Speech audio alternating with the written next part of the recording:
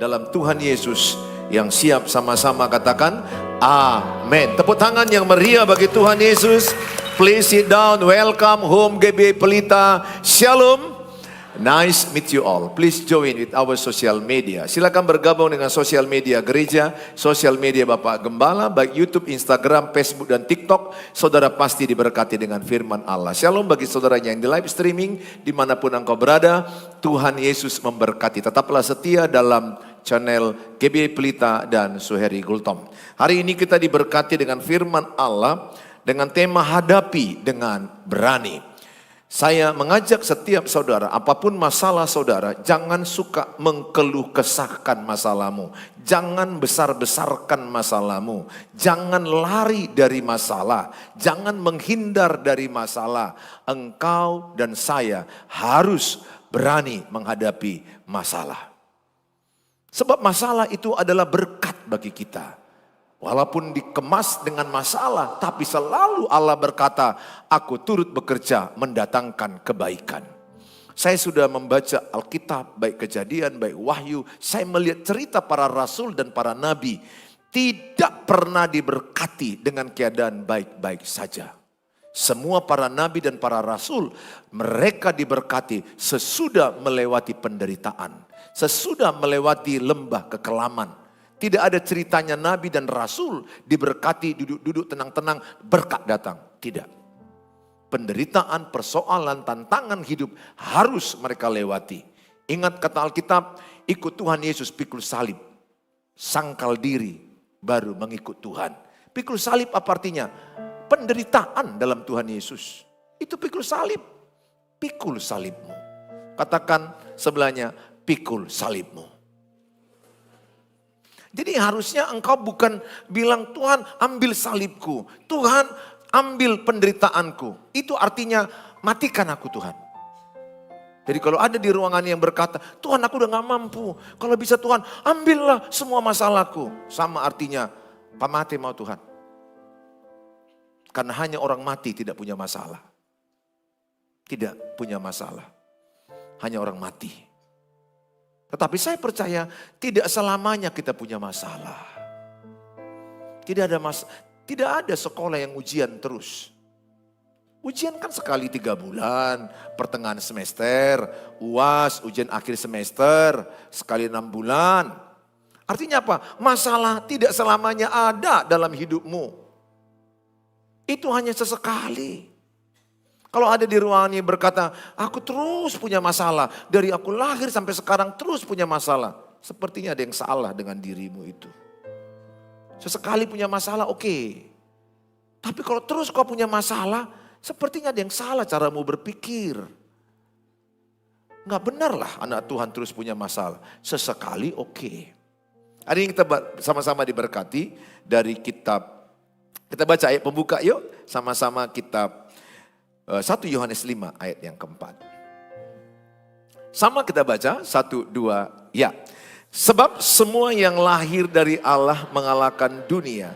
Dan inilah kemenangan yang mengalah dunia, iman kita. Sama-sama katakan iman saya, 1, 2 ya. Mengalahkan masalah saya. Saya tidak perlu fokus ke masalah. Yang saya fokuskan, bagaimana imanku kuat? Caranya, aku mau baca Alkitab tiap hari. Bilang sebelahnya, baca Alkitab tiap hari. Ada itu lagunya, baca kitab suci, doa tiap hari, doa tiap hari, doa tiap hari. Baca kitab suci, doa tiap hari kalau mau tumbuh. Kalau mau tumbuh, kalau mau tumbuh. Baca kitab suci, doa tiap hari kalau mau tumbuh. Yang di balkon sama di belakang masih diam kulihat. Harus nyanyi kau baru khotbah. Ya, sama-sama tepuk tangan. Baca kitab suci, doa tiap hari, doa tiap hari, doa tiap hari. Baca kitab suci, doa tiap hari kalau mau. Tuh, sekali lagi baca kitab suci hadap-hadapan.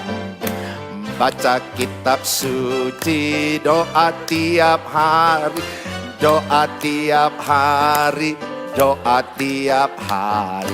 Baca kitab suci, doa tiap hari kalau mau tumbuh. Tepuk tangan bagi Tuhan Yesus. Tadi kayaknya hanya kami dua aja gini-gini. Kalian belum? Harus. Supaya ingat, ya. Jadi saudara nggak perlu fokus masalahku besok apa, minggu depan apa. Udahlah, nggak usah tunggu-tunggu datang itu. Semangat kali kau punya masalah. Nggak usah tunggu-tunggu, pasti datang itu. Udah menunggu dia di situ. Jadi kita nggak bisa tahu masalah apa besok, betul? Kita nggak bisa tahu masalah apa bulan depan, nggak urusan kita itu. Urusanmu, bangun imanmu. Amin. Karena tadi apa dikatakan 1 Yohanes 5:4, iman mengalahkan dunia. Iman mengalahkan masalah. Roma 10 ayat 17. Roma 10 ayat 17. Roma 10 ayat 17. Jadi iman timbul dari mana? Pendengaran dan pendengaran oleh firman Kristus. Sama-sama katakan, pegang telingamu. Kalau aku sering mendengar firman Kristus, imanku timbul. Imanku tumbuh. Pegang telinga sebelahnya. Kalau kau sering dengar firman Kristus, imanmu tumbuh. Jangan suka dengar gosip. Imanmu hancur. Udah kau jewer sebelah. Karena yang sebelah itu suka kali dengar gosip. Kalau dengar firman Tuhan, bawaannya ngantuk. Seperti di pantai. Termenung. Kau dengar gosip, yuk terus kayak mana? Terus kayak mana? Ah masa? Yang benar. Itulah penggosip. Dengar khotbah, sunyi senyap. Baru 3 menit, 3 kali nguap. Oh, jauhilah penggosip. Roma 1 ayat yang ke-17. Sebab di dalamnya nyata kebenaran Allah yang bertolak dari iman dan memimpin kepada iman. Seperti ada tertulis, orang benar akan hidup oleh iman. Kalau engkau orang benar, hidup oleh iman. Bukan hidup oleh perasaan. Khususnya bagi engkau yang baper. Dengar, beberapa kulihat bohi-bohi baper ini. Wajah-wajah yang bawa perasaan. Sedikit digosip orang, langsung gak enak kurasa. Bodoh kali lah dirimu. Itu kan mulutnya. Biarlah dia urus mulutnya. Gak bisa kita atur pendapat orang tentang kita. Jangan hidup dengan perasaan. Kalau saya hidup dengan perasaan, udah gak di sini aku. Maka Tuhan bilang, orang benar hidup oleh iman, bukan oleh perasaan. Kalau kita hidup oleh perasaan, pasti hancur. Banyak orang yang menghancurkan perasaan kita. Banyak peristiwa yang membuat perasaan kita bisa jatuh.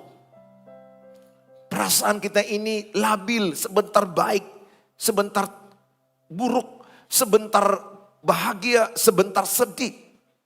Lihatlah orang-orang yang siki-siki silent. Itu orang baper itu. Siki-siki silent, blokir suami. Cobalah, ada loh istri yang gila begitu. Suaminya pun diblokir.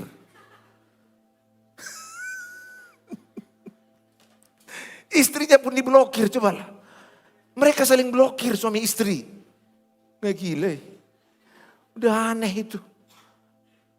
Jangan mau blokir istrimu sendiri, suamimu sendiri. Beberapa orang yang lagi saya layani di YouTube. Pak Pendeta, suamiku blokir aku, Pak Pendeta. Dalam hatiku, bisalah kau menikah dengan laki-laki begitu, Tuhan.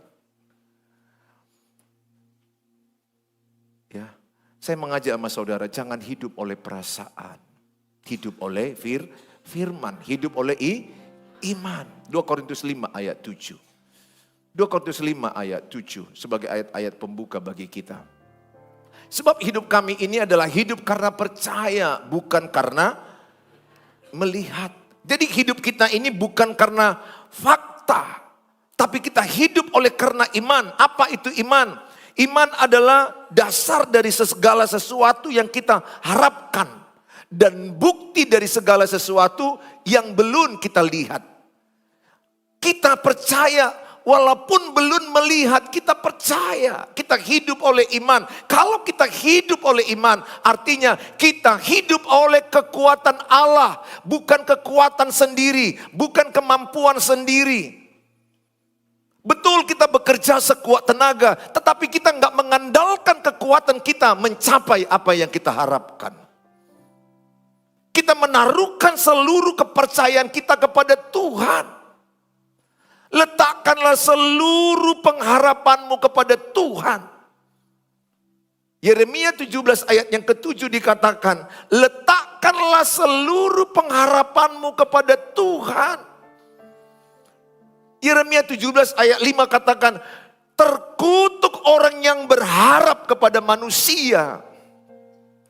Jadi jangan pernah kau berharap sama tulangmu yang general itu, dengar. Jangan pernah kau berharap sama orang kaya di bumi ini. Jangan pernah kau andalkan bapak udamu yang direktur jenderal. Nggak usah kau andalkan itu. Terkutuk yang mengandalkan manusia. Kenapa? Karena manusia itu pertama terbatas. Kedua, karena manusia itu sebentar bilang iya, besok bilang tidak. Ketiga, karena manusia itu baru sedikit yang dibantu, udah banyak ceritanya. Sedikit yang dikasih samamu, tapi sudah sampai kemana ceritanya. Nggak usah kau berharap pada manusia.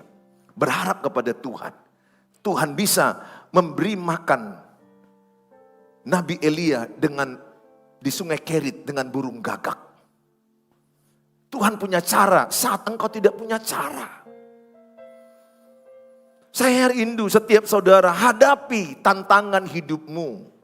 Jangan suka menceritakan masalahmu. Ingat ya, ciri orang yang pesimis, ciri orang yang kalah gampang, suka menceritakan masalahnya. Suka mengkobar-kobarkan, memperbesar-besarkan masalahnya. Itu ciri orang kalah.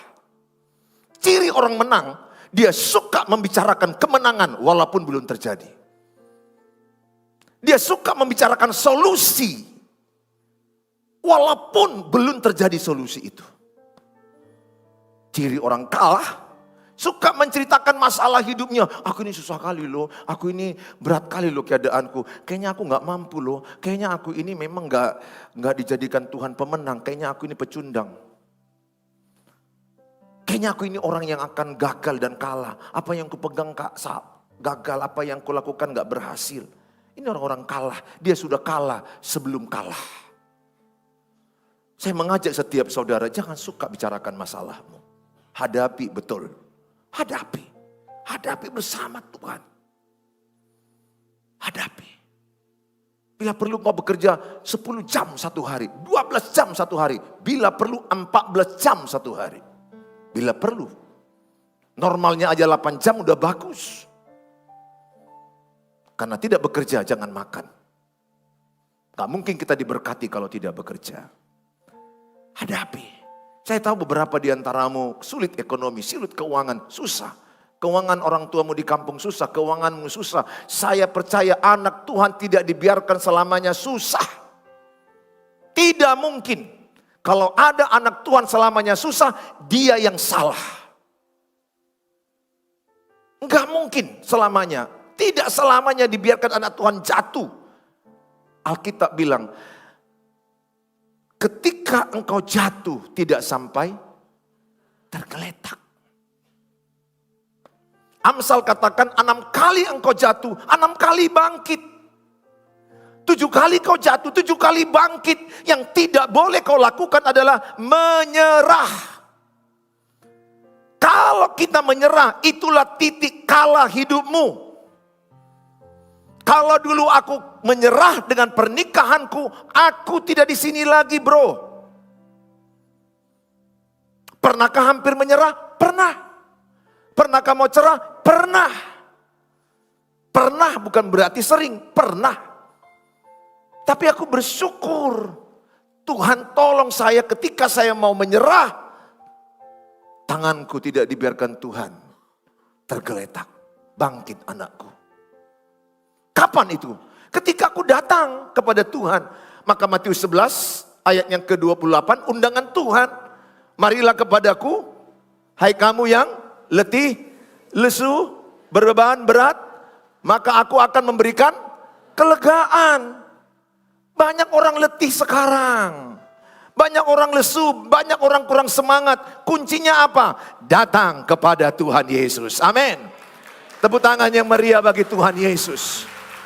Datang kepada Tuhan Yesus. Apapun masalahmu, datang kepada Tuhan Yesus. Saya percaya engkau akan bisa menghadapi masalah hidupmu. Kita akan belajar dari tokoh-tokoh dari Daud, di mana ada pahlawan-pahlawan Daud yang gagah perkasa di tengah-tengah kejaran orang-orang yang ingin membunuh dan mengancam mereka. Kita sama belajar dari 2 Samuel 23 ayat 8 sampai kepada ayat yang ke-12.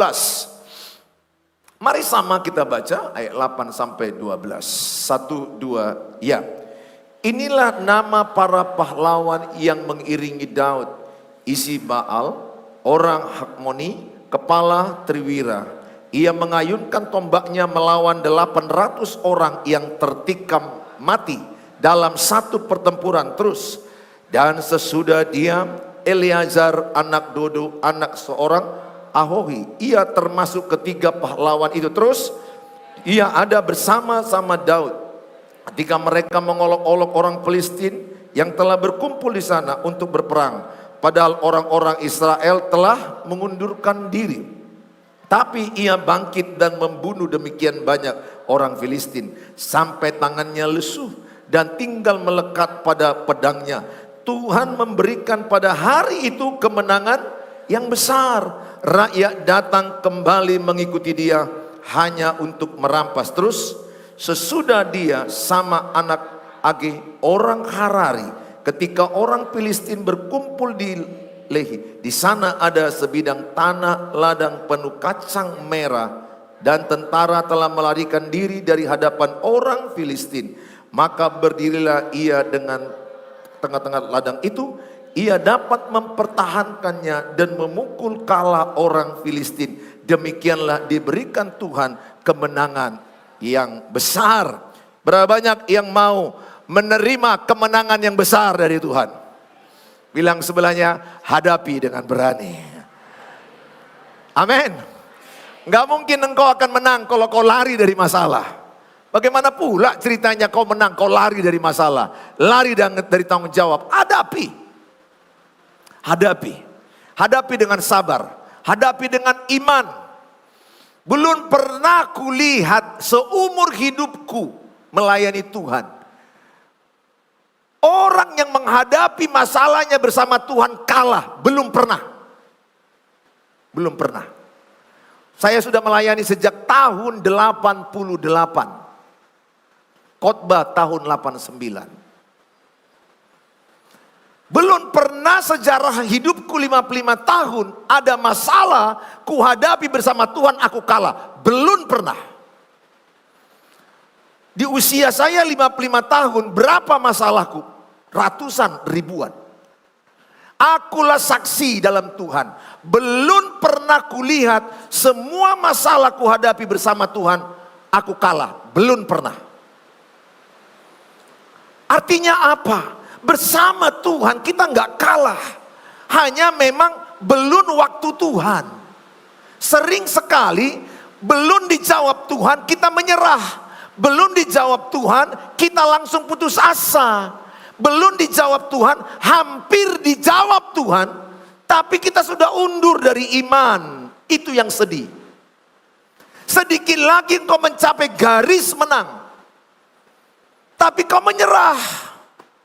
Seorang perenang dari Amerika, dia berenang dan dia perlombaan berenang antar ini satu laut dari tepi ini ke tepi sana.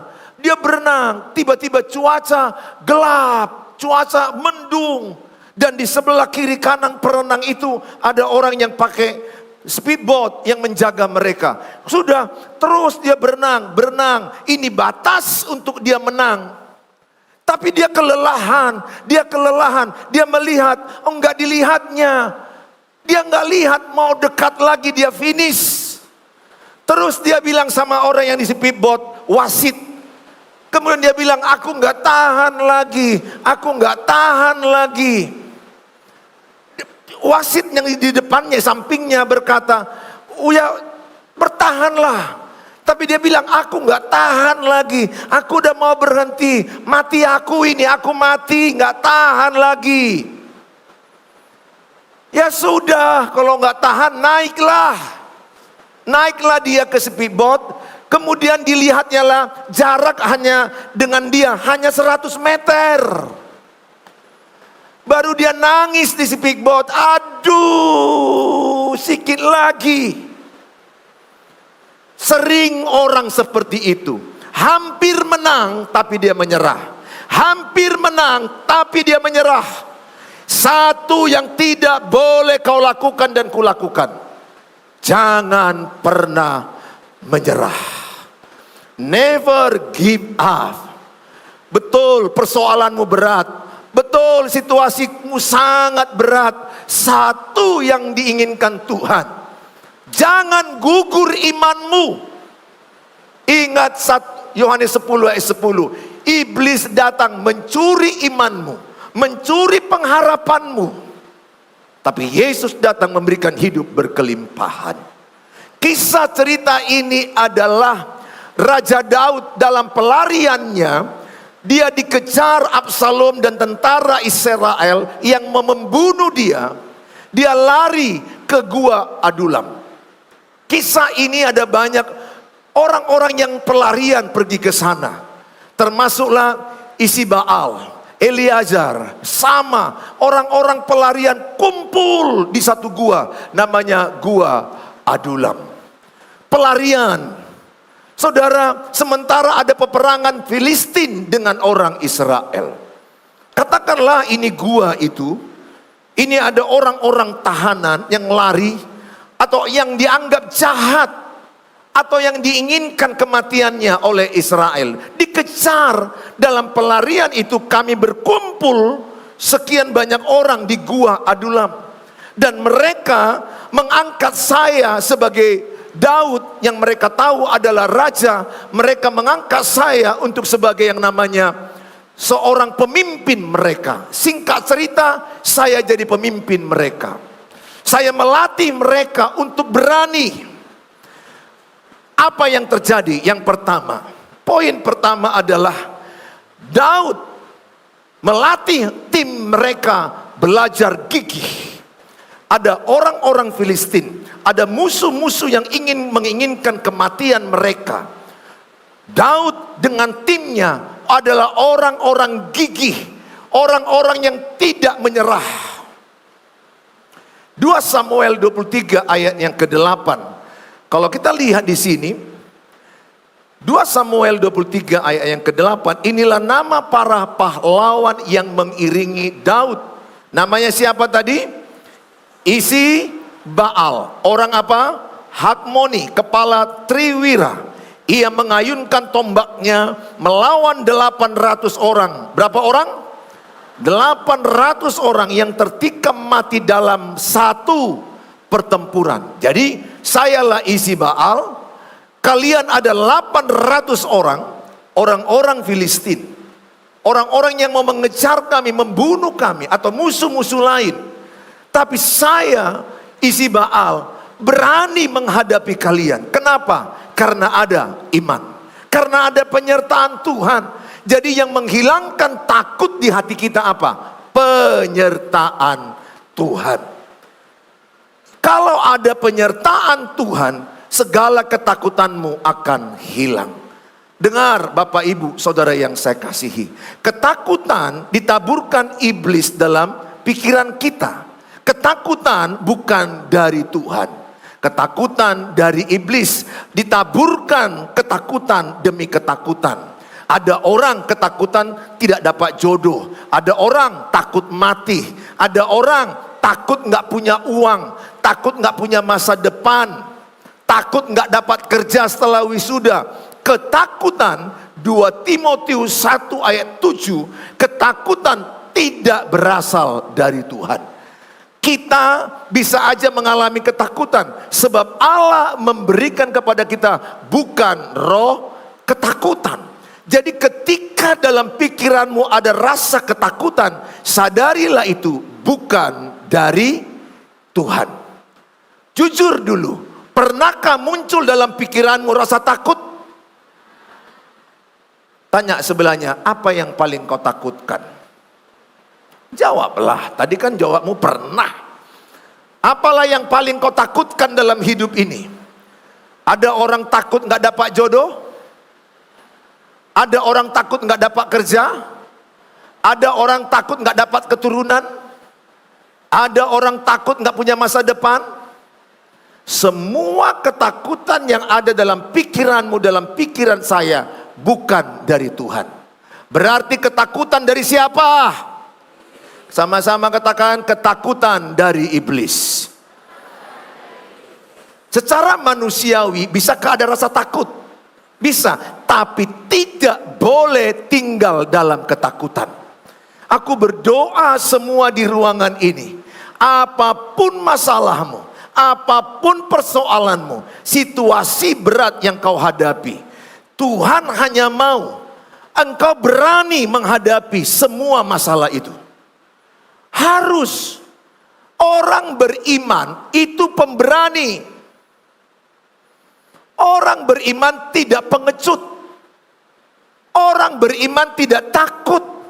Sama, saya pun pernah mengalami yang namanya ketakutan, kecemasan. Tapi ketika aku datang kepada Tuhan, ketakutanku digantikan menjadi keberanian. Aku berdoa, saudara adalah orang-orang yang berani menghadapi musuhmu. Seperti Izbaal, dia menghadapi 800 orang. Sekali pertempuran mati dibuat dia. Secara manusia, mana mungkin satu orang mengalahkan 800 tanpa penyertaan Tuhan? Kan gak mungkin. Makanya dengar, pernahkah engkau menghadapi masalah, sepertinya gak ada jalan keluar, sepertinya gak bisa kau hadapi masalah. Siapa yang pernah menghadapi masalah, tapi ada perasaan sepertinya nggak bisa ku hadapi? Yang pernah merasa angkat tangan, pernah merasa nggak mampu menghadapi masalah. Yang selalu merasa mampu maju ke depan. Ya dong, pernah dong kita mengalami, kayaknya aku nggak bisa, kayaknya aku nggak mampu, ada perasaan itu. Saya juga pernah merasa, kayaknya aku nggak bisa menghadapi pernikahan kalau begini berat. Kayaknya aku nggak bisa menghadapi pelayanan ini kalau begini berat. Kayaknya aku nggak bisa bayar utang. Halo, pernahkah ada di antara saudara merasa, kayaknya aku nggak bisa bayar cicilan? Kami sama istri pernah berpikir, Pak, kalau dihitung-hitung gaji kita, kayaknya nggak bisa lah kita bayar utang kita ini. Kayak mana kita buat ini? Mana lagi waktu itu mau membangun sekolah. Kayaknya uang kita nggak cukup, kayaknya kita nggak bisa bangun lah ini. Dari mana kita buat? Mau dibolak-balik pun gajimu. Kayaknya terbalik-balik kita begini-begini. Tetap juga nggak cukup. Pernah. Tapi itulah ketika kita bersepakat berdoa. Matius 18. Ayat 19 dan 20. Ketika saya dengan istri sepakat berdoa, selalu ada mujizat Tuhan. Ingat, dan lagi aku berkata kepadamu, apa dikatakan? Jika 2 orang daripadamu di dunia ini apa? Sepakat meminta apapun juga, apa? Permintaan mereka itu akan dikabulkan oleh Bapakku yang di sorga, ternyata ketika kami sepakat berdoa, Tuhan tolong. Tiba-tiba ada orang yang memberikan emas kepada saya tanpa saya minta. Pak Pendeta, pakailah ini, jadi berkat bagimu. Saya nggak pernah minta. Ingat, anak Tuhan tidak pengemis. Anak Tuhan tidak peminta-minta. Anak Tuhan Yesus tidak suka ditraktir. Amin. Anak Tuhan Yesus suka mentraktir. Kayaknya nggak ikhlas kalau aku lihat. Anak Tuhan Yesus nggak boleh sikit-sikit traktir dong, minta dong, balen dong. Muncung itulah doh, Tuhan manis sekali bilang begitu. Balen dong, minta dong, traktir dong. Itu bukan ciri anak Tuhan Yesus. Banyak ayatnya berkata, anakku tidak peminta-minta. Amin. Anak Tuhan Yesus itu, pernah dengar ayatnya, lebih berbahagia. Ayo sama-sama, semua dulu kita. Lebih berbahagia memberi daripada menerima. 1, 2 ya. Lebih berbahagia memberi daripada menerima. Lebih semangat. Lebih berbahagia mentraktir daripada ditraktir. 1, 2 ya. Lebih berbahagia mentraktir daripada ditraktir. Bilang sebelahnya, habis ini kau kutraktir.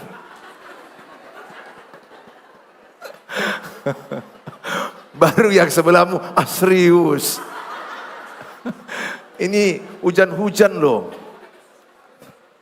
Traktir apa? Bakso. Pangsit kuah. Tapi kau minum air putih suci, air suci. Karena terbatas uangku.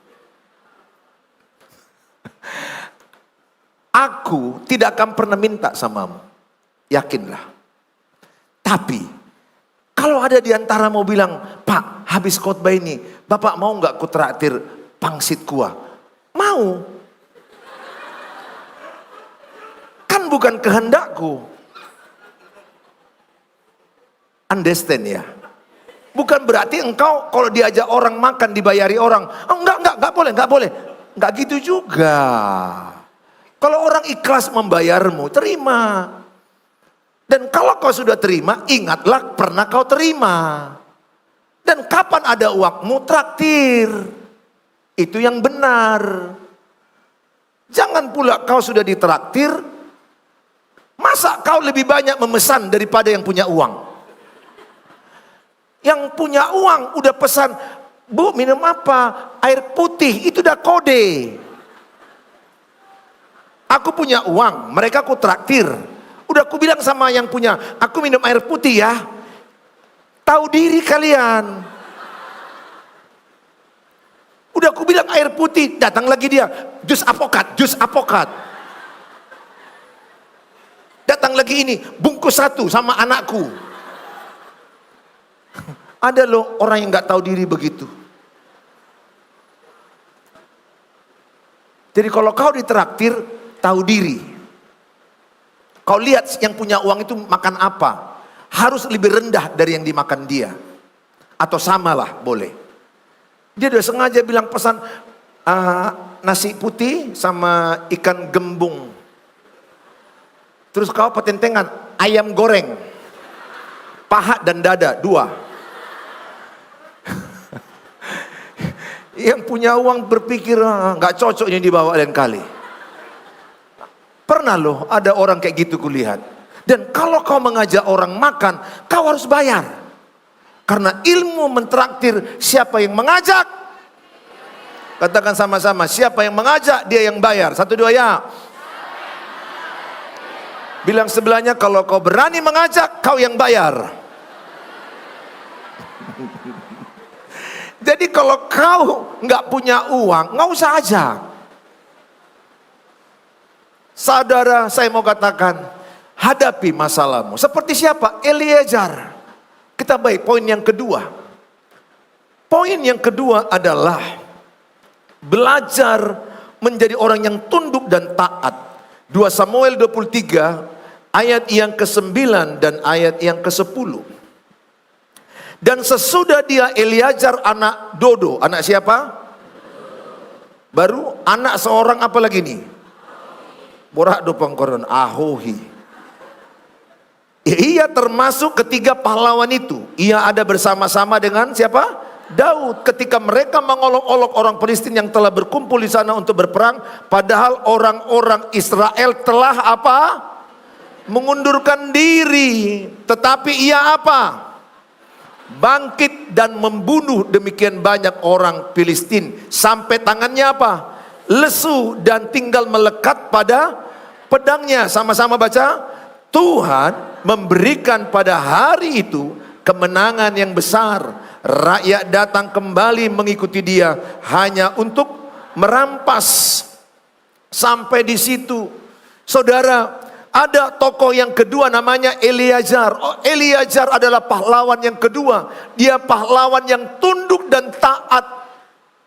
Dalam peperangan itu, orang Filistin datang begitu ramai, ingin membunuh mereka. Katakanlah, saya Raja Daud. Mereka ini adalah tentara-tentara Israel, parbiar. Tahu ibu tahu parbiar? Penakut, lari, menyelamatkan diri. Tapi ada satu namanya, seorang bernama, siapa tadi namanya? Eleazar. Sini bang, Eleazar. Eleazar, dia tidak mau lari. Dia siap menghadapi musuh. Dia tunduk dan taat. Musuh datang, ini lari. Selamatkan diri, oi. Eleazar berkata, Rajaku, aku tidak akan pernah meninggalkanmu. Aku tunduk dan taat padamu. Kita hadapi bersama. Bayangkan sampai dikatakan tangannya lesu, lunglai, lemah, pegang pedang terus, gemetar, bacok orang, bunuh. Pada masa itu namanya peperangan. Saking dia tunduk dan taat. Eleazar, pahlawan yang kedua. Silakan duduk. Yang ketiga, ada namanya pahlawan Sama yang ketiga. Sama ini singkat cerita ayat 11-12. Mereka di dekat gua Adulam itu ada ladang kacang merah, tempat mereka bisa makan. Orang Filistin mau kejar ladang itu, mau ambil ladang itu. Pahlawan yang ketiga namanya Sama. Sini Sama Goasa. Sama, dia pun setia. Dia nggak mau meninggalkan tuannya sendirian. Dia berkata, Tuan, aku akan menjaga ladang kacang merah ini. Yang lainnya, lari oi. Ada tantangan, lari oi. Selamatkan diri oi. Sama berkata, tidak Tuhan. Aku akan mempertaruhkan nyawaku untuk membela tempat kita ini. Sama pahlawan yang ketiga, setia. Silakan duduk. Saudara, dalam 1 Samuel 16 ayat yang ke-7, dalam menghadapi persoalan hidup, yang dilihat Tuhan adalah hatimu. Tuhan gak melihat seberapa kuat engkau, seberapa mampu, seberapa hebat. Tapi Tuhan lihat hatimu, seberapa engkau setia kepada Tuhan. Seberapa engkau takut akan Tuhan. Tetapi berfirmanlah Tuhan kepada Samuel, janganlah pandang parasnya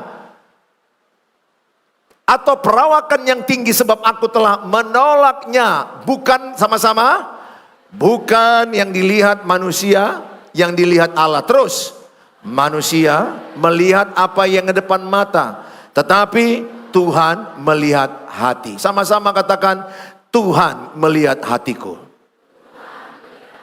Aku mau setia. Aku mau tunduk dan taat. Aku mau berani menghadapi tantangan. Aku percaya Tuhan di hatiku. Tuhan menyertai aku. Apapun masalahku, Tuhan bela hidupku. Saudara, bukankah engkau pernah seperti Eliazar menghadapi tantangan letih, lesu? Saya lagi banyak menangani keluarga-keluarga pernikahan. Baru aja keluar satu orang ibu nangis. Letih Pak, enggak tahu lagi aku Pak. Dengar, banyak orang ingin menikah, tapi banyak orang setelah menikah ingin mati. Dengar, mungkin engkau terlalu ingin menikah cepat, tapi yang saya tangani ratusan orang ingin mati. Di dalam pernikahan, kalau engkau tidak hati-hati memilih siapa teman hidupmu, engkau bisa bunuh diri. Saya sudah menangani beberapa orang yang kasus bunuh diri dalam pernikahan. Tantangan dalam pernikahan banyak. Makanya anakku, hati-hati kau memilih. Lihat hatinya. Engkau harus sama kayak Tuhan. Jangan lihat perawakan. Jangan lihat ketampanan, kecantikan, kekayaan, gelar-gelar. No way. Ikuti ini apa kata Tuhan. Manusia melihat apa yang depan mata, tapi Tuhan melihat hatinya. Pak, itu kan Tuhan. Aku kan manusia. Berarti aku melihat apa yang depan mata. Engkau pun bisa melihat hati orang. Pernahkah engkau mendengar baca Alkitab? Apa yang keluar dari mulut, keluar dari hati. Kalau mulut orang itu suka maki-maki, di hatinya banyak makian. Kalau dari mulutnya suka menyakiti, di hatinya banyak sakit. Kalau dari mulutnya banyak mengutuki, di hatinya banyak kutuk. Jadi mengenal orang, lihat saat dia marah. Dengar anak-anakku, sarangeo. Hansa Amida, hanyang oseo.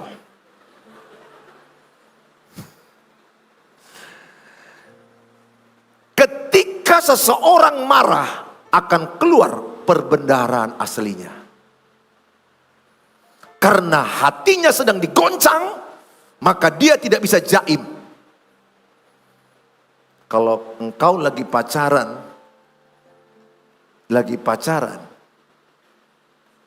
contoh ya. Pastilah jaim. Betul? Pasti dong. Kalau nanti habis dari sini kalian makan pangsit, aku yakin kau sendok itu kuahnya nggak sampai sih kita ya. Baru kau ambil tisu kau lap-lap.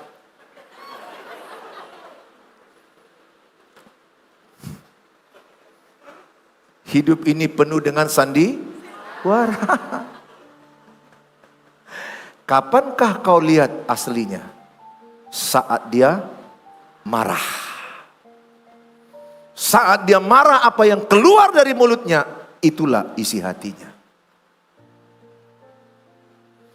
Makanya kalau pacaran, jangan hanya mau yang manis-manis aja. Jangan mau enak-enak aja. Coba sekali-sekali kau lihat dia ketika kesal. Apa yang dia ucapkannya. Hati-hati. Itu dari hatinya. Aku berdoa anakku yang saya kasihi. Betul dalam pernikahan ada tantangan. Tapi paling tidak engkau memilih teman hidup yang takut akan Tuhan. Yang hatinya melekat kepada Tuhan. Apa cirinya orang dari Tuhan? Dia selalu bicara tentang Tuhan. Dia suka tentang Tuhan. Bukan berarti kalau mau pacaran samamu, dia bawa Alkitab. Wahyu 1 ayat yang ke-17. Yesus sudah mau datang kedua kali.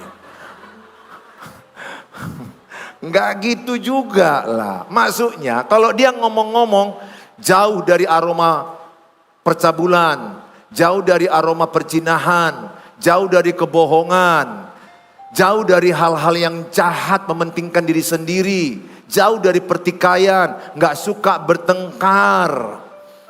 Aku berdoa supaya engkau mendapatkan teman hidup yang takut akan Tuhan.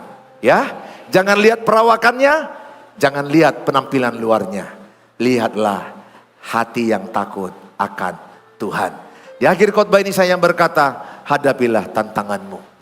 Kalau engkau menghadapinya bersama Tuhan, saya terlalu percaya engkau pasti menang. Karena Roma 8 ayat 37, kita lebih daripada pemenang. Ujung-ujungnya kau menang kalau engkau bersama dengan Tuhan. Semua indah pada waktunya. Kita katakan kepada Tuhan, ku tak akan menyerah.